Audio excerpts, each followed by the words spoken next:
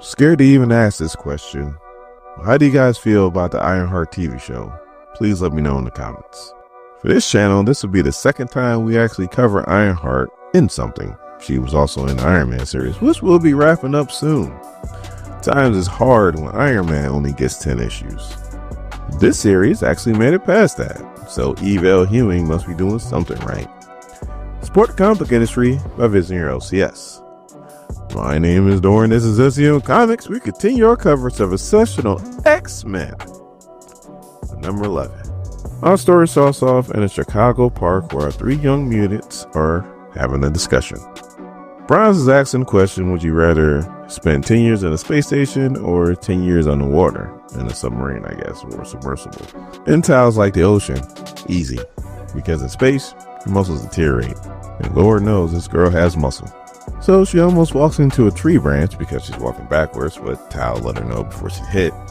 And Tao sees Reggie and says, hey Reggie, that's the boy that Bronze actually has a crush on. And Bronze is like, hey, can we not bring him over here right now? Because, she ain't ready for all that just yet. But then she notices something weird on a park bench, and she's like, what is that? And Alejandro's like, a bench. And Bronze is like, Alex, you promised me you was going to go to the eye doctor. I'm telling your dad. So they walk over to it, and Tao's like, it's a space swirly thing. And Alejandro's like, it's a call Kitty. So let's call Kitty. If not Kitty, we call Emma. So then Tao's like, don't be a baby. And Alejandro's like, nothing's more babyish than saying don't be a baby.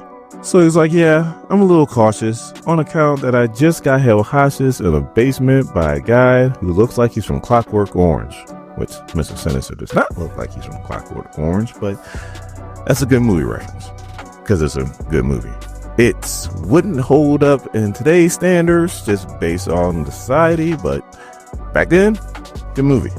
I mean, the essay scene alone, it just wouldn't hold up in today's standards. Hell, the simple fact I'm saying essay than what it really is tells you how today's standard is now. I mean, just for the simple fact that I want to get paid for this video is the reason why I'm saying essay than what really it is, which is, I think it's stupid.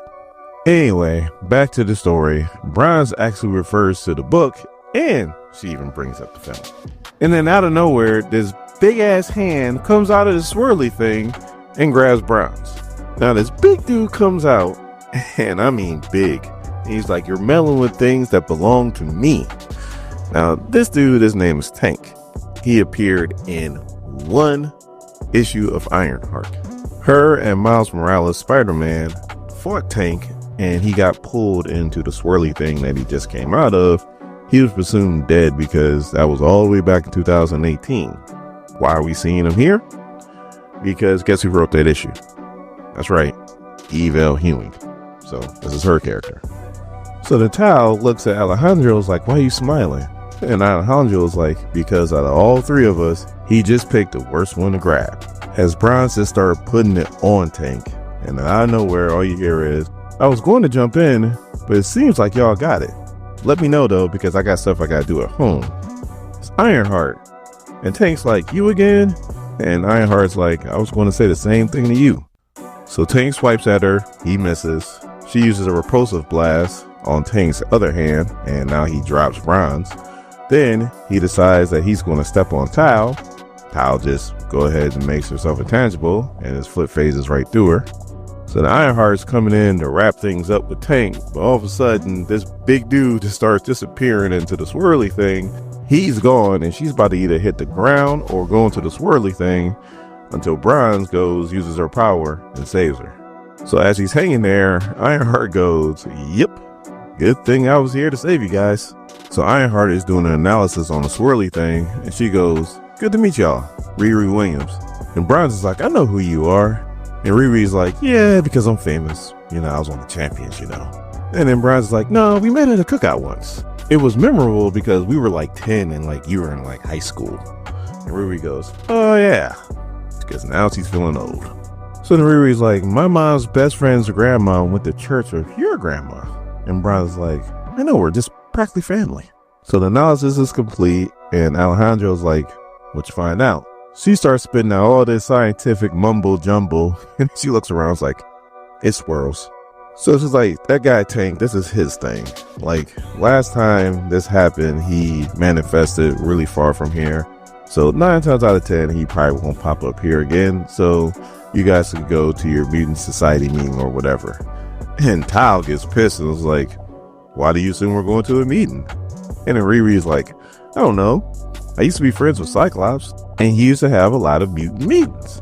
Yes, Cyclops was on the Champions. He was Kid Cyclops at the time. It's a long story. It's a long time ago. I don't even know the circumstances of why he was a kid. But yeah, he was on the team. So Alejandro's like, Tao, give it a rest, because we're literally about to be late for a meeting. And then Ironheart's like, you go ahead and say it. Come on, say it. And she goes, mutant meeting. And Tao just grabs Alejandro and Bronze and just storms off. And then Bronze turns around and is like, bye. So then we cut to Iceman and Kitty. And Iceman's like, it's going to be okay, Kitty. They'll be here. And Kitty's like, I know. So they rush in and I was like, sorry, we're late. And they're like, happy team anniversary, as they got cake and it's a little party. 1 year. Damn, really been that long, huh? So then Kitty's like, we just wanted to have this party to show how proud we were of you guys. How you guys come a really long way in a really short time. So they start cutting the cake and they start enjoying themselves. And then it comes out that Bronze fought an interdimensional monster and that they saved a lot of people from electrical fire. I don't know where electrical fire came from, but okay. So now Kitty is pissed off and she's like, what the hell's going on? Why'd you guys call us? So then Tao's like, we had everything under control. We're X-Men. And then Emma and Bobby are trying to explain to Kitty that, hey, some situations happen and we won't always be there to hold our hands. So then Bobby's like, just think back when we were their age. And then Kitty just starts screaming. When we were their age, it was bad and it was a mistake and none of it should have happened. And Bobby's like, wow, would you just take it all back then? And Kitty's like, well, I can't take it all back. So there's no point in even talking about it. Besides, I gotta go meet my girlfriend. I gotta meet up with her because she forgot something at my apartment. And she just storms off. So then Brown's like, wow, did we do something wrong? And Tao's like, hey, can we eat the cake that she left? Because she's probably not gonna be back to eat the cake. And Alejandro's like, what is the matter with you? So then Kitty meets up with a girlfriend and reaches into her purse. Is like, oh, you forgot your toothbrush and toothpaste at my apartment. And then the girl was like, well, I thought I was leaving it there because I thought I was going to be back. And Kitty's like, oh. And then Kitty's girlfriend's like, well, we need to talk about this. Like, what are we anyway? And then Kitty is kind of like trying to avoid the question because she doesn't know exactly what they are. So then we cut to Riri and she's like, we need to figure out what this thing is fast because Mom told me to throw out the chicken and I didn't take it out yet. So she's like, I thought this thing would disappear once Tank went into it, but it didn't. So anybody can fall into it. So then she's like, because odds are he didn't make it. He found it.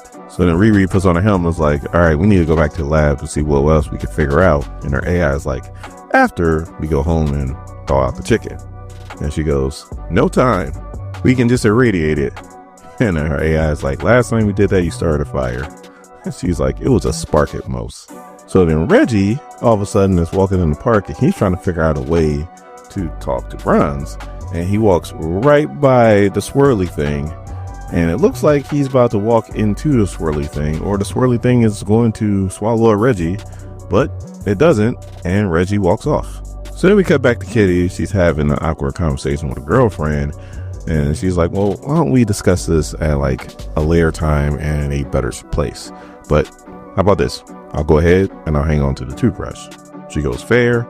Kitty starts walking. She's walking into the park. She feels like she's at a crossroads with like the kids and also too with her relationship with a girlfriend. And she walks and falls into the swirly thing.